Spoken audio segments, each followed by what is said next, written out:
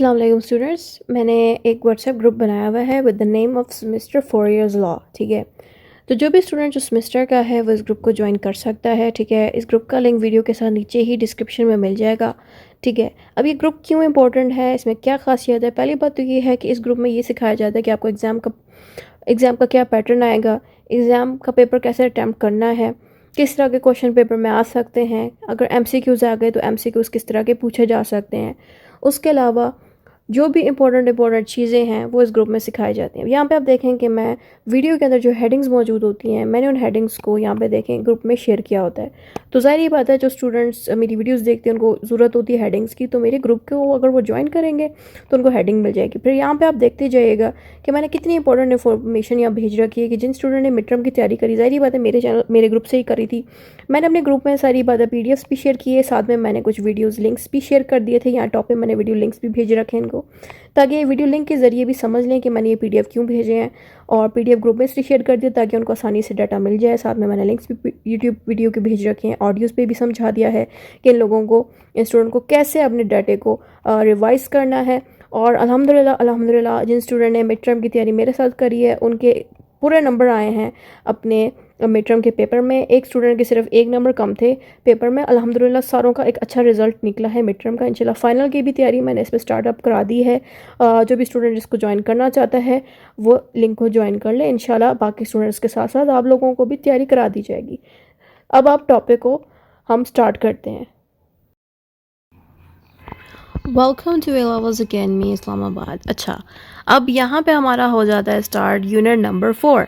Unit number 4 के अंदर जो आपका सेमेस्टर सिस्टम यूनिट 4 है पाकिस्तान स्टडी का LLB का, इस यूनिट 4 में बेसिकली कॉन्स्टिट्यूशन को बनाया जाए। अब कॉन्स्टिट्यूशन होता क्या, थोड़ा सा समझा देती हूँ। ये बेसिकली कॉन्स्टिट्यूशन ना एक मुल्क को चलाता है। इस कॉन्स्टिट्यूशन की किताब में ये लिखा जाता है कि सारे गवर्नमेंट के इदारे में कितने बंदे बैठेंगे, कितनी सीटें होंगी, किन लोगों की कितनी सीटें हैं, मर्द की कितनी सीटें, औरतों की कितनी हैं, मुसलमानों की कितनी है, तो अगर हिंदू कोई बंदा है तो उसकी कितनी सीटें होंगी। तो ये चीज़ें जो है कॉन्स्टिट्यूशन में वो होती हैं। उसके साथ कौन बंदा वोट दे सकता है, इंसानों के क्या राइट्स हैं पाकिस्तान में, तो ये सारा कुछ जो है कॉन्स्टिट्यूशन की किताब में लिखी जाती है। और इसके बगैर ना मुल्क नहीं चल पाता। तो बेसिकली कॉन्स्टिट्यूशन की जो किताब है ना वो मुल्क को चलाती है। हर मुल्क के कॉन्स्टिट्यूशन मौजूद है। वैसे ही ये यूनिट 2 हमें ये बता रहा है कि पाकिस्तान के लिए कॉन्स्टिट्यूशन को कैसे बनाया गया, क्या चीज़ें हुई, वो सारी चीज़ें हम इस वीडियो में जानेंगे। ठीक है, तो उस ज़माने में ना कायद आज़म भी जो है ज़िंदा थे, और कायद आज़म ने जो है ये रोल प्ले करा कि उन्होंने ख्वाहिश रखी कि पाकिस्तान के लिए भी एक प्रॉपर कॉन्स्टिट्यूशन होना चाहिए, क्योंकि ये वकील थे कायद आज़म खुद भी। तो इन्होंने कहा कि पाकिस्तान के लिए भी एक कॉन्स्टिट्यूशन होना चाहिए। लेकिन ज़ाहिर बात है जब पाकिस्तान बन गया तो ये बहुत जल्दी बीमार पड़ गई। उनकी जो डेथ है वो काफ़ी क्लोज, मतलब काफ़ी जल्दी हो गई थी। तो ऑफ कोर्स कॉन्स्टिट्यूशन बनाने की ज़िम्मेदारी लियाकत अली खान ने ले ली। लियाकत अली खान हमारे मुल्क के सबसे पहले प्राइम मिनिस्टर हैं। इस वक्त प्राइम मिनिस्टर हैं शहबाज शरीफ, तो उस वक्त सबसे पहले प्राइम मिनिस्टर थे लियाकत अली खान। ठीक हो गया।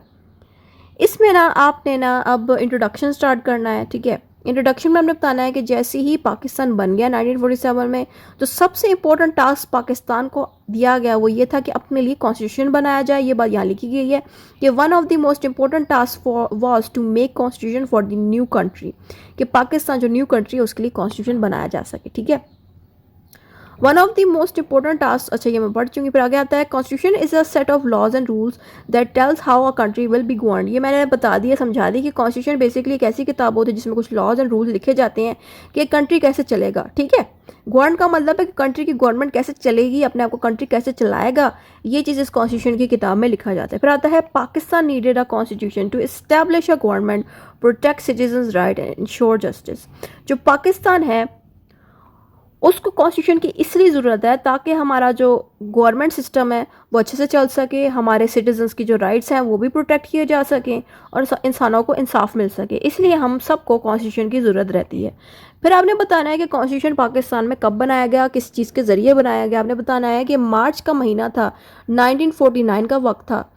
उस वक्त ऑब्जेक्टिव रेजोल्यूशन का एक डॉक्यूमेंट बनाया गया। यही ऑब्जेक्टिव रेजोल्यूशन ही एक ऐसा डॉक्यूमेंट है जिसने कॉन्स्टिट्यूशन को बनाया पाकिस्तान के लिए। इसीलिए ये नाम आपने याद रखना है, इसको भूलना नहीं है लिखते वक्त जब आप कॉन्स्टिट्यूशन की बात करें।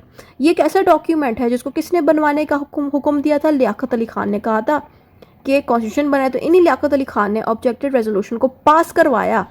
ठीक है, इस ऑब्जेक्टिव रेजोल्यूशन में था क्या? इस ऑब्जेक्टिव रेजोल्यूशन में थी foundation of Pakistan constitution. Foundation का मतलब ये है कि पाकिस्तान का जो कॉन्स्टिट्यूशन बनाया जाएगा उसमें क्या चीज़ें डलनी चाहिए, कौन से पॉइंट्स डलने चाहिए, क्यों डलने चाहिए, किस तरह की चीज़ें हों। तो ये सारी इन्फॉर्मेशन इस ऑब्जेक्टिव रेजोल्यूशन ने दे दी थी कि फ्यूचर का कॉन्स्टिट्यूशन में ये चीज़ें होनी चाहिए, तभी वो कॉन्स्टिट्यूशन पाकिस्तान के लिए सही रहेगा। ये चीज़ें हमें ऑब्जेक्टिव रेजोल्यूशन ने बता दी थी। यानी कि इस ऑब्जेक्टिव रेजोल्यूशन का मतलब ये है कि ये एक आइडिया है या गोल है जिसको अचीव करके कॉन्स्टिट्यूशन बन सकता है पाकिस्तान के लिए, जिसको सारा मुल्क फॉलो करेगा। ये है ऑब्जेक्टिव रेजोल्यूशन का मतलब। ठीक है, तो इस टॉपिक में आपने ऑब्जेक्टिव रेजोल्यूशन का भी जिक्र करना है उसी तरह से जैसे कि आप पाकिस्तान के कॉन्स्टिट्यूशन का बताएं। ठीक है, क्योंकि ऑब्जेक्टिव रेजोल्यूशन ही मेन रोल अदा कर रहा है, क्योंकि इसी की मदद से ही कॉन्स्टिट्यूशन बनाया जा रहा है। मीनिंग की अगर बात की जाए, मीनिंग एंड डेफिनेशन की, इसमें ऑब्वियसली आपने दोबारा से सारा मतलब दे देना है।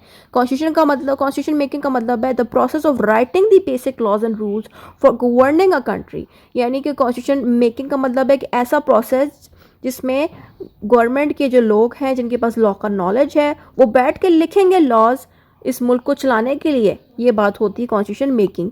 ऑब्जेक्टिव रेजोल्यूशन का मतलब है कि ऐसा फॉर्मल स्टेटमेंट, यानी कि एक ऐसा डॉक्यूमेंट जिसमें कुछ प्रिंसिपल्स और ऑब्जेक्टिव्स, ऑब्जेक्टिव्स मीन्स कुछ पर्पस, कुछ पॉइंट्स दे रखे हैं जिसकी मदद से हम कॉन्स्टिट्यूशन को बनाएंगे। ठीक है, यानी कि इस ऑब्जेक्टिव रेजोल्यूशन में ऐसी बातें लिखी गई हैं जो इस पाकिस्तान को फॉलो करनी है। ये बात बताई गई है कि कॉन्स्टिट्यूशन अगर बनेगा भी तो ऑब्जेक्टिव रेजोल्यूशन के पॉइंट्स उसमें एडेड होंगे लाजमी। डेफिनेशन की बात करें, उसमें दोबारा आप सेम बातें दोहरा दें कि कॉन्स्टिट्यूशन मेकिंग का मतलब है drafting a legal framework. Drafting का मतलब होता है कोई चीज़ बैठ के लिखना। ठीक है, लेकिन जब हम ड्राफ्टिंग का वर्ड यूज़ करते हैं तो इट मीन्स कि कोई लीगल डॉक्यूमेंट लिखा जा रहा है, तो कोई लीगल डॉक्यूमेंट के लिए हम ड्राफ्ट का वर्ड यूज़ करते हैं अक्सर। ठीक है, तो ये कॉन्स्टिट्यूशन मेकिंग का मतलब है एक एक्ट, एक ऐसा लॉ जिसको ड्राफ्ट किया जा रहा है लीगल फ्रेमवर्क के अकॉर्डिंग, यानी कि उस डॉक्यूमेंट में, यानी कि इस कॉन्स्टिट्यूशन के अंदर जो कुछ भी लिखा जाएगा वो सारा कुछ लॉ के अकॉर्डिंग लिखा जाएगा, तभी इसके साथ लिखा गया लीगल फ्रेमवर्क। ठीक है, for the country defining the powers and rights and responsibilities. और ये बात भी बताई जा रही है कि ये जो कॉन्स्टिट्यूशन है इसके अंदर powers and rights and responsibilities भी दी गई हैं। ठीक है, जिनको हमें फॉलो करना चाहिए। यानी कि क्या ये रहना कि जो लॉ बनाया जाएगा, लिखा जाएगा, इस कॉन्स्टिट्यूशन के अंदर डाला जाएगा, उसके अंदर हमने पावर सारी बतानी है कंट्री की, और गवर्नमेंट की राइट्स बताने हैं और रिस्पॉन्सिबिलिटीज़ बतानी है। ठीक है, यानी कि आम सिटीजन्स की और जो गवर्नमेंट है उनकी क्या राइट्स एंड रिस्पॉन्सिबिलिटीज़ हैं वो सारा कुछ इस कॉन्स्टिट्यूशन में लिखा जाएगा। फिर आता है objective resolution. A resolution passed by Constitution Assembly in 1949 outlining the heading principles of the Constitution। यानी कि इस ऑब्जेक्टिव रेजोल्यूशन में ये बताया गया है कि पाकिस्तान का जो कॉन्स्टिट्यूशन है वो कैसा होना चाहिए। तो पाकिस्तान के कॉन्स्टिट्यूशन की जो स्टार्टिंग पोर्शन है, यानी कि क्या ये रहना है कि जो पाकिस्तान का कॉन्स्टिट्यूशन अगर बना भी ना, तो पाकिस्तान कॉन्स्टिट्यूशन का जो फर्स्ट पेज है, अभी भी अगर आप कॉन्स्टिट्यूशन देखो पाकिस्तान का, उसका जो पहला पेज है उसमें ऑब्जेक्टिव रेजोल्यूशन लाजमी शामिल किया गया है। ठीक है, तो यही चीज़ यहाँ पे वो कहना चाह रहे हैं इस लाइन में कि इस ऑब्जेक्टिव रेजोल्यूशन ने बेसिकली इस पाकिस्तान के कॉन्स्टिट्यूशन को गाइडिंग प्रिंसिपल, यानी कि गाइड करा कि पाकिस्तान के कॉन्स्टिट्यूशन को कैसे चलना चाहिए। इस ऑब्जेक्टिव रेजोल्यूशन में ये बताया गया कि इस्लाम के मुताबिक एक कंट्री को चलना चाहिए, ताकि जो माइनॉरिटीज़ हैं, यानी कि जो ऐसे लोग हैं जो हिंदू हैं पाकिस्तान में या क्रिश्चियंस आ गए हैं पाकिस्तान में, जो मुसलमानों की तरह ज़्यादा तादाद में नहीं है, तो हम इन लोगों को भी प्रोटेक्शन देंगे। साथ में और भी चीज़ें जो हैं इस कॉन्स्टिट्यूशन में बताई जाएंगी। और ये सारी बातें किसने बताई हैं कॉन्स्टिट्यूशन को कि ये चीज़ें कॉन्स्टिट्यूशन में होंगी? ये सारी बातें ऑब्जेक्टिव रेजोल्यूशन ने सिखाई हैं कॉन्स्टिट्यूशन को कि ये चीज़ें आपने लाजमी कॉन्स्टिट्यूशन बनाते वक्त रखनी है। फिर आता है बैकग्राउंड में हमने बताना है नीड फॉर द कॉन्स्टिट्यूशन, यानी कि पाकिस्तान में कॉन्स्टिट्यूशन बनाने की सख्त नीड थी, सख्त ज़रूरत थी। ठीक है, Pakistan was new country in 1947, यानी कि 1947 में पाकिस्तान एक नया कंट्री था। ज़ाहिर बात है इसमें किसी किस्म का लॉ नहीं था, कोई गवर्नमेंट सिस्टम प्रॉपर्ली चल नहीं रहा था, और जो लोग आए हुए थे उनको भी अपने लिए राइट्स चाहिए थे। तो इसीलिए कंट्री नया था, तो ये चीज़ें नहीं थी, इसलिए हमने बताना है it had no legal framework और लॉज, यानी कि इस कंट्री के अंदर कोई ऐसी चीज़, कोई ऐसा डॉक्यूमेंट नहीं था जिसमें लॉ लिखा गया हो और वो लॉ ऐसा हो जो बता सके कि हमारा पाकिस्तान किस तरह चलेगा, गवर्नमेंट कैसे काम करेगी, ऐसा कुछ भी लिखा हुआ नहीं मौजूद था। ठीक है, फिर हमने बताना है कि government needed a constitution to manage law order and governance, और गवर्नमेंट को, जो पाकिस्तान की गवर्नमेंट है, उसको कॉन्स्टिट्यूशन की इसलिए ज़रूरत है ताकि लॉ बना सकें, ऑर्डर्स बना सकें और गवर्नमेंट को चलाया जा सके। ठीक है, फिर आता है role of constituent assembly. Constituent assembly के आपने थोड़ा बताना, अभी कॉन्स्टिट्यूएंट असेंबली है क्या, थोड़ा सा समझा देती हूँ। ये लेजिस्लेटिव ब्रांच है, लेजिस्लेटिव ब्रांच।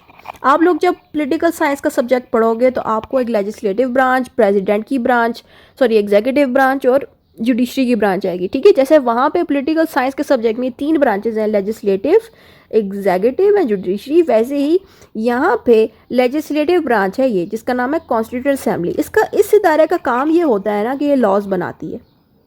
ठीक है, तो अब आपने इसमें बताना है ना कि जो कॉन्स्टिट्यूएंट असेंबली है जिसका नाम है लेजिस्लेटिव ब्रांच, ये इसने क्या किया कि इसने पाकिस्तान के लिए लॉज बनाने का काम करा। ठीक है, तो ये जो कॉन्स्टिट्यूएंट असेंबली है ये कब बनाएगी, ये उसी वक्त ही बना दी गई थी जब पाकिस्तान आज़ाद हुआ था 1947 में। ठीक है,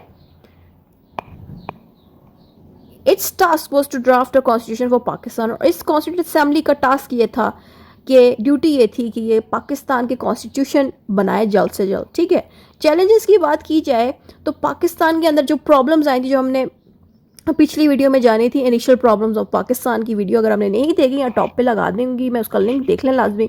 उसमें मैंने बताया था कि पाकिस्तान जब बना था तो लोगों को पॉलिटिक्स में, सोशल लाइफ में और पैसों के मामला में बड़ी प्रॉब्लम से गुजरना पड़ा, and there was a need to balance Islamic principles and modern government. और लोगों को उस वक्त ज़रूरत थी कि इस्लाम के साथ साथ मॉडर्न गवर्नमेंट को भी हम साथ लेके चला सकें।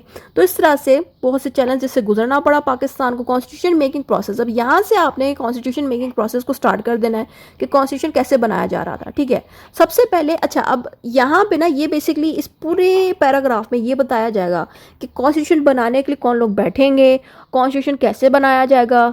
ठीक है, तो ये चीज़ें हम एक एक करके समझते हैं। तो सबसे पहले आपने हेडिंग दे दी है फॉर्मेशन ऑफ द कमेटी। एक कमेटी बनाई गई। ठीक है, गवर्नमेंट का एक इदारा था, उसने कहा कि एक कमेटी बनाई जाएगी जिस कमेटी का ये काम होगा कि वो कॉन्स्टिट्यूशन बनाएगी। अब ये कमेटी किस इदारे ने बनाई? ये कमेटी बेसिकली कॉन्स्टिट्यूएंट असेंबली ने बनाई, जो मैं ऊपर पढ़ चुकी थी कि वो लेजिस्लेटिव ब्रांच है। ठीक है, उसी कॉन्स्टिट्यूएंट असेंबली ने यही कमेटी की ब्रांच बनाई, यानी कि अलग से एक छोटा सा डिपार्टमेंट बनाया। इस डिपार्टमेंट का ये काम था कि ये हमारे पाकिस्तान के लिए कॉन्स्टिट्यूशन बनाएगी। ठीक है, यानी कि ड्राफ्ट करेगी, कॉन्स्टिट्यूशन को बनाएगी। They consulted experts, politicians and scholars. यहाँ पे ये कह रहे हैं कि इस कमेटी के अंदर जो लोग बैठे हुए थे, उस कमेटी का काम ये था कि एक्सपर्ट्स को, पॉलिटिशियंस को और स्कॉलर्स को गाइड करे कि किस तरह का लॉ बनाना चाहिए, यानी कि किस तरह का कॉन्स्टिट्यूशन बनाना चाहिए जिसमें लॉज ऐड किए जाएं, डिफरेंट चीज़ें ऐड की जाएं। ठीक है, तो इस कमेटी का ये काम था कि वो गवर्नमेंट के एक्सपर्ट्स को, गवर्नमेंट के पॉलिटिशियन को, गवर्नमेंट के स्कॉलर्स को गाइड करें। इस कमेटी का ये काम था। फिर दूसरी चीज़ आप बताएंगे ड्राफ्टिंग दी कॉन्स्टिट्यूशन का। ड्राफ्टिंग मीन्स कॉन्स्टिट्यूशन को बनाना। ड्राफ्ट का मतलब होता है ऐसा डॉक्यूमेंट जिसका लॉ की मदद से बनाया जाए, जिसके अंदर लॉ की चीज़ें मौजूद हो, इसलिए हम ऐसे वर्ड के साथ ड्राफ्टिंग का वर्ड यूज़ करते हैं जिसमें लॉ का यूज़ हो। मल्टीपल ड्राफ्ट्स वर प्रिपेयर्ड। इस कॉन्स्टिट्यूशन में डिफरेंट किस्म के ड्राफ्ट्स, यानी कि डिफरेंट किस्म के लॉज बनाए गए। The constitution had to include, यहाँ पे ये कह रहे हैं कि जो भी कॉन्स्टिट्यूशन पाकिस्तान के लिए बनाया जाएगा उसमें ये 4 चीज़ें लाजमी शामिल होनी चाहिए। नंबर 1 चीज़ आती है कि हमारा कॉन्स्टिट्यूशन इस्लाम के मुताबिक होना चाहिए। दूसरी बात ये कही गई है कि इंसानों को राइट्स मिलने चाहिए, खासतौर पे फंडामेंटल राइट्स मिलने चाहिए। फंडामेंटल राइट्स कौन से होते हैं? ये वो राइट्स होते हैं जैसे कि फ्रीडम ऑफ लाइफ, यानी कि किसी इंसान की ज़िंदगी नहीं छीननी चाहिए, मारना नहीं चाहिए, जान नहीं लेनी चाहिए। फ्रीडम ऑफ स्पीच, कि किसी इंसान को रोकना नहीं चाहिए, बोलने से वो बोल सकता है। तो ये जो मेन राइट्स हैं, ये तो मैंने 2 बताए, और भी हैं। ये जो मेन राइट्स हैं इन्हीं को हम फंडामेंटल राइट्स कहते हैं, जो कि कॉन्स्टिट्यूशन में लाजमी प्रोटेक्ट होने चाहिए। कोई भी इन राइट्स को ख़त्म नहीं कर सकता। ये चीज़ें कॉन्स्टिट्यूशन में लाजमी मेंशन होनी चाहिए। सिर्फ पाकिस्तान में नहीं, बाकी मुल्कों में भी ये राइट्स मौजूद हैं। फिर आता है फेडरल स्ट्रक्चर, और हमारे पाकिस्तान के अंदर भी एक फेडरल सिस्टम। और फेडरल सिस्टम का मतलब ये है कि एक मेन गवर्नमेंट होती है बड़ी वाली, और प्रोविंसेस के इलाकों में छोटी छोटी गवर्नमेंट भी होनी चाहिए। इस चीज़ को कहते हैं फेडरल स्ट्रक्चर। तो ये भी होना चाहिए पाकिस्तान के कॉन्स्टिट्यूशन में, फेडरल सिस्टम के बारे में। फिर आता है powers of president, prime minister and parliament, और इसमें ये भी बताया गया है कि प्रेसिडेंट के पास भी पावर होनी चाहिए, प्राइम मिनिस्टर के पास भी पावर्स होनी चाहिए, पार्लियामेंट में भी पावर्स होनी चाहिए। उनके पास पावर्स के साथ साथ रिस्पॉन्सिबिलिटीज़ एंड ड्यूटीज़ भी होनी चाहिए। ये सारी इन्फॉर्मेशन जो है कॉन्स्टिट्यूशन में लाजमी मेंशन होनी चाहिए। फिर आता है डिलेज। डिलेज का मतलब है कि कॉन्स्टिट्यूशन क्यों डिले हुआ, क्यों इसको नहीं बनाया गया जल्दी। आपने बताया कि constitution making took many years due to political differences and conflict between the central and province government. यहाँ पे ये लिखना है कि इस कॉन्स्टिट्यूशन को बनने में ज़्यादा साल इसलिए लग गए क्योंकि पॉलिटिक्स में बंदों के आपस में लड़ाई लगी हुई थी, यानी कि जो मेन गवर्नमेंट थी सेंट्रल गवर्नमेंट और जो प्रोविंस के इलाकों की गवर्नमेंट थी उनके आपस में नहीं बन पा रही थी, क्योंकि ये आपस में लड़ रहे थे कि कॉन्स्टिट्यूशन में ये हो, दूसरा कहते ये हो। उसके अलावा भी इनके अलग से भी लड़ाइयाँ किसी और बात पे भी लगी हुई थी, जिसकी वजह से इन सारों की नज़र कॉन्स्टिट्यूशन बनाने से हट गई। इसीलिए कॉन्स्टिट्यूशन को बनने में भी ज़्यादा टाइम लग गया, यानी कि पाकिस्तान आज़ाद हुआ 1947 में और बना कब था कॉन्स्टिट्यूशन हमारा पहला 1953 में। आप खुद देख लें कितने सालों बाद पाकिस्तान का पहला कॉन्स्टिट्यूशन बनाया गया। ठीक है, आई थिंक मैंने 1953 लिखा है, आई थिंक 1952 में बनता है। पहला वाला कॉन्स्टिट्यूशन की अपडेट देख लें कौन सा साल में बना था, मुझे लगता है 1952 में बना था। अच्छा, बहरहाल फिर आपने नेक्स्ट हेडिंग देनी है ऑब्जेक्टिव रेजोल्यूशन की, जो कि 1949 में हुआ था। ऑब्जेक्टिव रेजोल्यूशन 1949 में ऑफ कोर्स हुआ था। इसके बारे में आपने सारा बताना है कि ऑब्जेक्टिव रेजोल्यूशन है क्या। सही है, आपने बताना है ये जो ऑब्जेक्टिव रेजोल्यूशन इसको कॉन्स्टिट्यूएंट असेंबली ने यानी कि लेजिस्लेटिव डिपार्टमेंट ने इसको पास करा किस स्टेट को, 12 मार्च 1949 को, serve as the foundation for Pakistan constitution. और इसी ऑब्जेक्टिव रेजोल्यूशन ने बेसिकली ये बता दिया कि आने वाले वक्त में चाहे जितना भी साल लग जाए, जब भी कॉन्स्टिट्यूशन बनाया जाएगा वो इस ऑब्जेक्टिव रेजोल्यूशन को देख के ही बनाया जाएगा। इसीलिए यहाँ पे बताया गया कि इसने पाकिस्तान के कॉन्स्टिट्यूशन की बुनियाद रखी है, फाउंडेशन रखी है इस ऑब्जेक्टिव रेजोल्यूशन ने। नेक्स्ट हेडिंग आप देंगे main principles of the objective resolution. Main principles का मतलब ये है कि इस ऑब्जेक्टिव रेजोल्यूशन में ऐसी क्या बातें लिखी गई थी जिसकी मदद से पाकिस्तान को बनाया जाएगा। वो बातें ये थी, नंबर 1 पॉइंट ये दिया गया कि sovereignty belongs to Allah, government will exercise it according to Islam, यानी कि सारी ताकत हमारे अल्लाह की है और जो गवर्नमेंट है हमारी वो जो भी काम करेगी पाकिस्तान के अंदर वो इस्लाम के अकॉर्डिंग ही करेगी। ये चीज़ जो है ऑब्जेक्टिव रेजोल्यूशन में बताएगी। उसके अलावा Pakistan will B democratic state, और पाकिस्तान एक डेमोक्रेटिक कंट्री होगा। डेमोक्रेसी का मतलब होता है जिसमें लोग वोट दे के अपने पसंदीदा बंदे को गवर्नमेंट में लेके आते हैं, इसको कहते हैं डेमोक्रेटिक सिस्टम। तो पाकिस्तान में भी डेमोक्रेटिक स्टेट वाला सिस्टम रहेगा, यानी कि पाकिस्तान में भी डेमोक्रेसी रहेगी।